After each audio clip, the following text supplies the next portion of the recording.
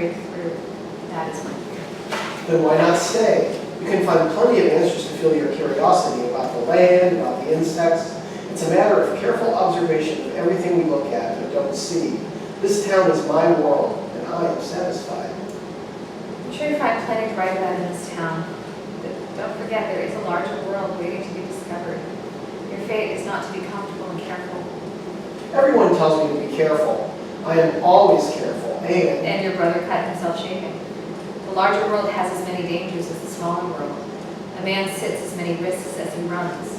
I'm not afraid, but this is my home, and I cannot leave. And when you fall out of favor, what then? When you burn down the mountain forest because you're not careful, what then? Henry accidentally set fire to a huge patch of forest over there beyond the train tracks in Fairhaven Bay. Thousands of dollars in damages, but he didn't have to pay. He came out safe and sound, but disgraced. I'll be content with my own society. You'll be a hermit, live like a bear in a den, turn your back on humanity and nothing else, write journals and do nothing with them? I will publish a book, maybe several, on botany, on how I live. Not what you live for. Whatever you do, Henry, make it mean something. Courage doesn't matter. Meaning doesn't matter. Nothing makes sense. Nothing matters Your since... brother. Yes. Then write it to him. What? You told me that the pond speaks to you. Imagine that it is your audience. Then John is your audience. From now on, imagine that he's the one reading your words. That will make them mean something. We know that he came to Walden to work on his first book about another body of water entirely, rivers, plural, the conquered Merrimack, which he had explored with his brother John, who died young, suddenly, around New Year's Day, 1942. 1842. 1842. Beginning of a new day, a new decade. Happy New Year, Henry. John? John, is that you? Oh, he never mentions my name. John? Are you there? I'm putting you into my prologue, my muse, my brother. There's so much you didn't get to do. You had so many ideas. Going to Kentucky, a trip on the canoe, a trip with a canoe, a little cabin in the woods. Who needs that girl from the Cape, right? We have each other and the world. Sometimes I think I can still hear your voice in the woods. Do you think this sounds too sentimental? Wherever thou sailest to sail with me, though now thou climbst, I've read this a billion times in my life. Wherever thou sailest to sail with me, though now thou climbest loftier mounts, and fairer rivers dost ascend, be thou my muse, my brother. We could have gone anywhere. The West, the ocean, heard all the languages of the world. We could have gotten on a boat for Europe, stopping in the Azores. You wanted to go far. I wonder if people in Tenerife or the Azores will ever think about coming here. And if they do they prefer their own home shore? I am bound for a distant shore, by a lonely isle, by a far Azore. There it is, the treasure I seek, on the barren sands of a desolate creek. Longa na terra natal, nos fala a imaginação. Continua sempre vivo, nem sonho sem igual. Far away, our native land speaks to our imagination, stays always alive in a dream without equal. Feia, ia azul tão distante, mais perto do coração, pequeninha e radiante, fala-nos a imaginação. Feia, the blue island, so distant, but close to our heart, small and radiant, speaks to our imagination. Como o sol no horizonte, que alumia a todo o instante. Assim és meu Portugal, nesta coração de imigrante. Like the sun on the horizon that illuminates all the time, so is my Portugal in this immigrant's heart.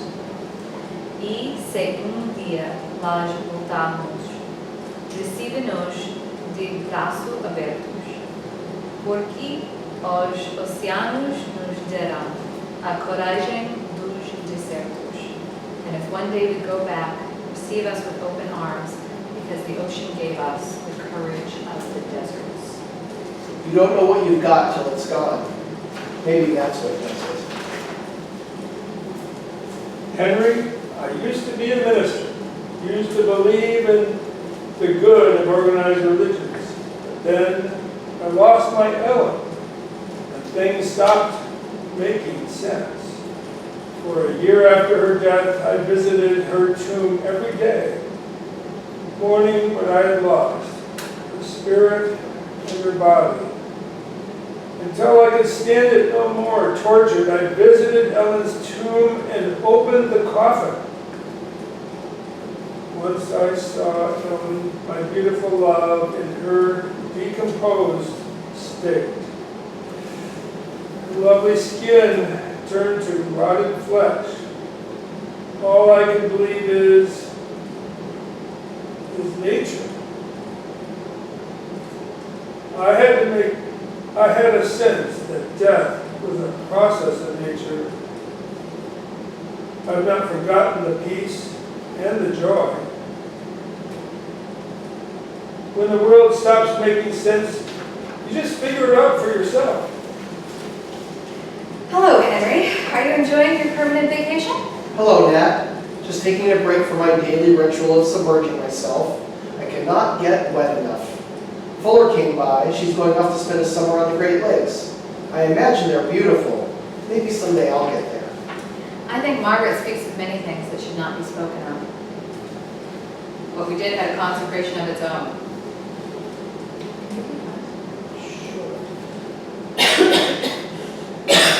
John, is that you?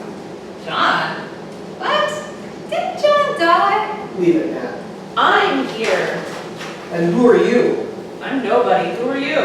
Are you nobody too? You seem a bit precocious. I'm a teacher. Ah, a girl of education and refinement.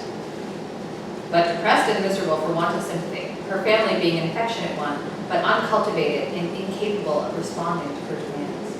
Are you okay, young lady? She seems a little sick. Can I just sit down? What's your name? Hunt. Young lady, we don't want to search for anything other than your name.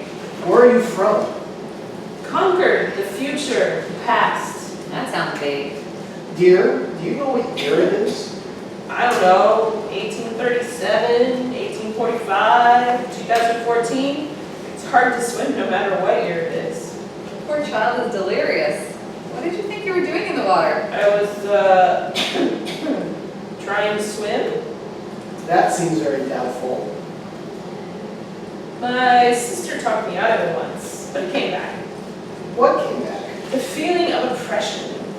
Like I will only be trapped as a teacher of brats for the rest of my life. Like I can't do anything. Like I can't breathe. But my poor girl, I was there. It can be done. You can live a life of the mind. Oh no, my choices are limited. You mean you can either be a teacher or a wife and mother? No, fire or water. My dear girl. You, for instance, Henry, you will stand close to a conflagration and not be burned. You will live by water and it will not conquer you. You will carry it with you always. Most women of this age will drown. There's one spectacular woman who will die by both fire and water. Have you no premonition for me? You'll be fine. Die at a ripe old age in your sleep. You will wear the idea of being an author proudly. Author with a capital A. As if it were written across your chest in scarlet. A scarlet letter, you said. Oh, sorry, that's you. Is that Hunt? Yeah, Okay. sorry. Some of us, like me, will only exist in story and legend. That's the limit of my power. These stars will not align for me. But Henry, for you, now comes good sailing. Moose, Indian. My dear friend, Elizabeth Bear Browning, for those who are keeping score. I carry the Bible you gave us in memory of Nino. It makes it sound like he's dead, doesn't it? Well, leaving Italy is a kind of death. Now, I can't imagine we'll be back. In fact, I can't imagine being back in America. Gio's family thinks that the sea is bad luck, some gypsy told them. If anything, I take it as a good sign that the ship shares your name, Elizabeth. We are never wholly sunk by storms. People, this mistake false bravado for wit. When confronted with true despair, one can either politely ignore it, or one can, like Cassandra, name it. Are you still considered a worrywart if all your fears come true? Stay in Italy for now, just for now. But where I come from, it's not all that uncommon for women to drown. There was a girl, a school teacher like me. She could not swim. She could not navigate the waters. Smart, ambitious. Years from now, I wonder who young girls will look up to. Women of the century will be known for what they didn't do, or how they died. Perhaps that is the entire basis for history. I should have learned to swim. Sure. My mom would drive these purple roads to Walden every afternoon in the summer. My mom is great for appreciating weeds and slaving wildflowers. She has tremendous patience and is always finding four-leaf clovers. Even as a single parent, and even having to go to work at 5 a.m., she'd be home by 3 p.m. and still had the energy to take us. We'd be giggling in the back seat, and giggling in the water. My father had just died, and few things made us giggle. You need a support system to do anything worthwhile. I did, anyway. I don't consider myself brave. Anne and I walked around the pond with only one pair of flip-flops between us. My best friend Julie encouraged me to swim around the pond. I stayed close to the shore and she'd be on the path. I'd check in with her every so often. Pretty soon, I was swimming across every chance I got. Now I come with Julie and her kids, and we play with them in the water, so they won't be afraid. Rainy weather delays us. Look out for news of shipwreck. I shall embark, praying indeed fervently that it may not be my lot to lose my babe at sea, either by unsolaced sickness or amid the howling waves, or that if I should, it may be brief anguish and awfully he and I go together. The life. I spent my life imagining everything and writing it down, and seeing everything, experiencing everything, writing every bit of it down, as if someday my words would be heard, a large audience. As if my manuscript about the Italian Revolution, which survived gunfire, would survive the waves.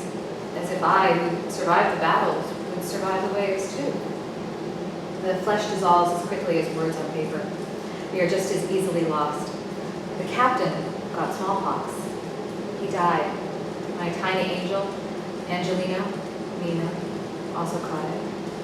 And then the captain did the most unforgivable thing that made him the most stupid man on the boat. He died and left us with the second most stupid man. We went from Captain Hasty to Captain Bangs, captain of hasty decisions to the captain of the sound of wood hitting sand.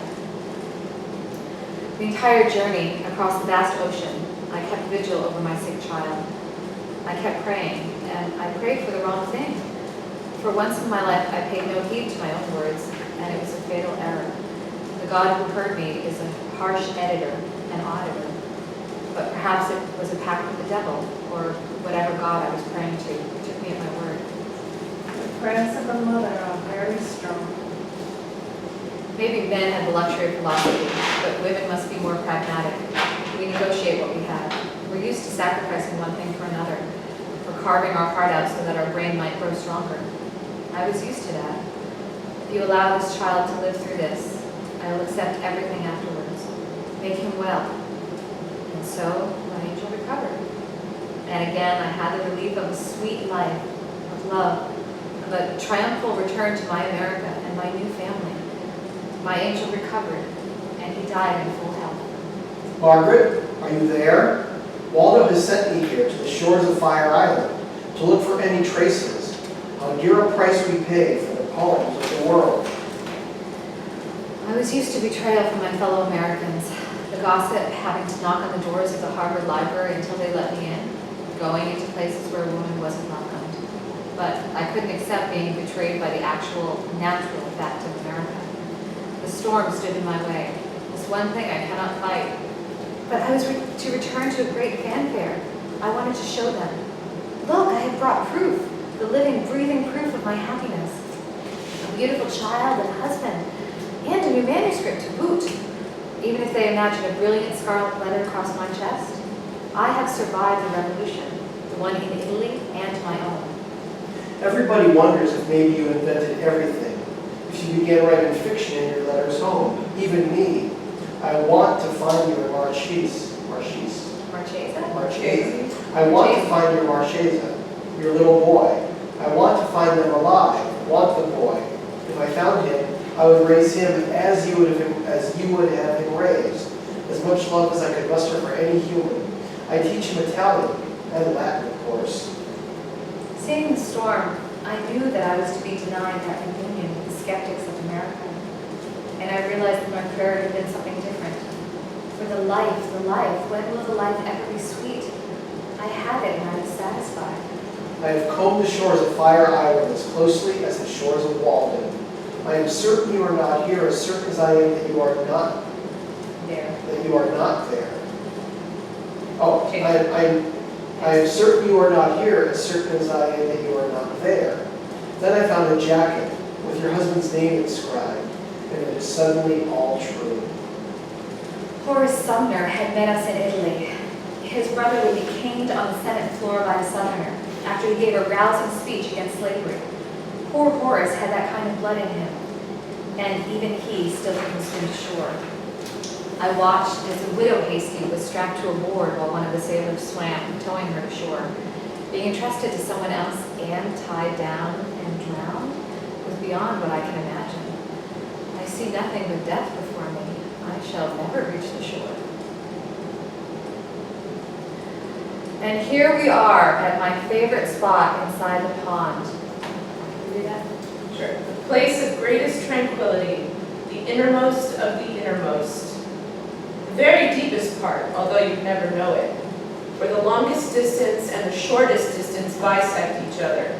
Henry calls it the rule of the two diameters. From here, I can see the water and the shore.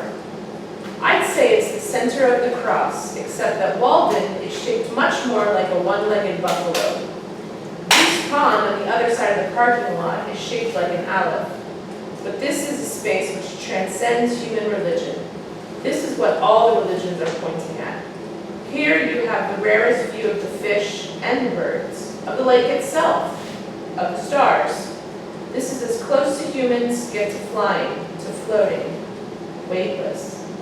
Inside weightless. Weightless? Weightless. Inside nature herself. Here, you understand the call of transcendentalism itself. Nature is all the God you need. And then I had a vision. Just at the moment I faced my greatest despair, I had a vision. I understood nature, the great spirit, how we are all one. I would not be afraid of the water. It was fear I'd been fighting my whole life, not the water. The water was of the natural world. And every sense of the transcendentalist came to me. On that roiling sea, I imagined that I saw the shores of Walden, perfectly calm, perfectly clear, and I began to swim. I tore a button off to show everyone else my evidence. I carry it like my arrowheads, like my most precious shells and leaves and flowers. It is of a rarer species than any I had found. Held up, it intercepts the light and casts a shadow, an actual button, so-called. And yet all the life it is connected with is less substantial to me than my faintest dreams. My memories of you is my clarity. Oh, my memories of you, my meaning of you is your clarity. I am working on a book, a manuscript. I was hoping to show it to you, about my quiet life on the shores of Walden. I need your eyes, your demand for clarity, for meaning. I will write it and rewrite it until you or any editor will be pleased with it. Happy New Year, Henry. Happy New Year.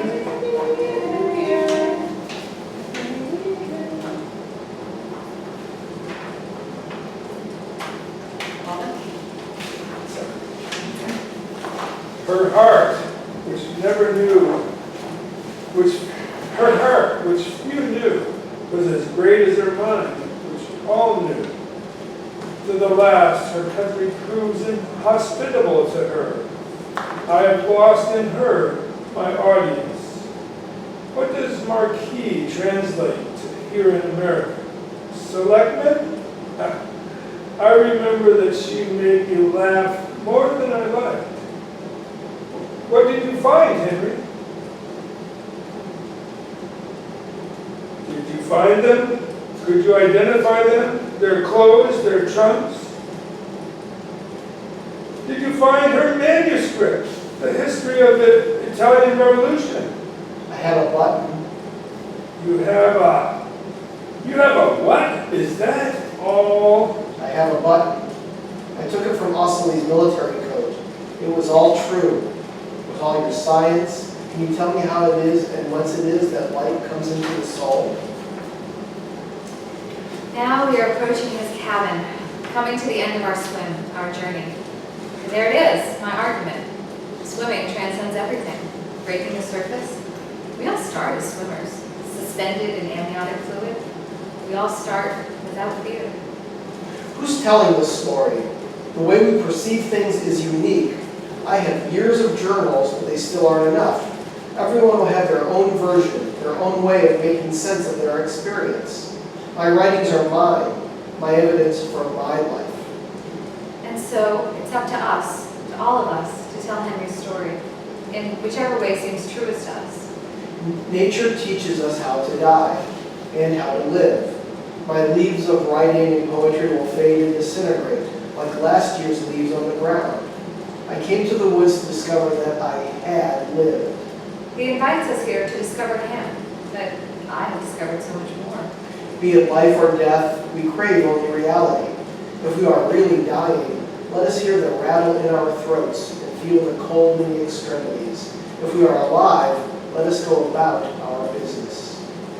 Hello, Henry. Excellent. Ta-da! Ta-da! Hey, 46 46 minutes. minutes. Nice. Wow. That's not bad. That is really cool. I really like that. Good. It's just odd enough to tweak Concord's nose. Yeah. And I like And it's it. almost cheeky enough for Henry. Yeah, I love it. Yeah. And I wanted it to be respectful to Waldo It's and cheeky. but cheeky, yeah. It's interesting that, well, it's interesting the mixture of time periods, and so, Fuller's speaking, but she dies years later, and then, Well, the program that I'm doing afterwards is odd too.